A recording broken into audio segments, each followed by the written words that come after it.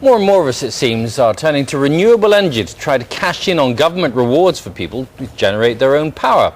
Last month, more than 2,000 homeowners had solar panels installed on their properties. Quite a lot, isn't it? It's a record number, in fact. It's because perhaps there's money to be made. Phil Lavelle is in Loughborough to explain. So you can be green and you can make money from going green.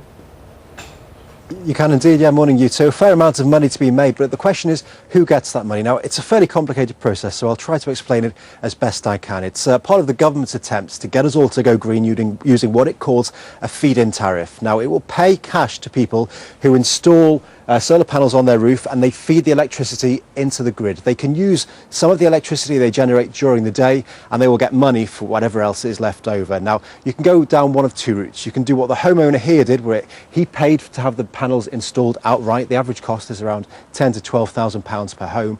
Or you can go down the other route. Now, that is where a company comes along, they will install the panels for free. You sign up to a contract, you get to use the electricity that you generate during the day for free.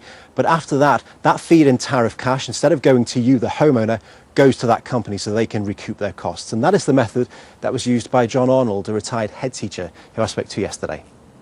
So I've got 12 solar panels on my roof. They're photovoltaic cells, which means that they generate electricity while the sun is shining, like it is now.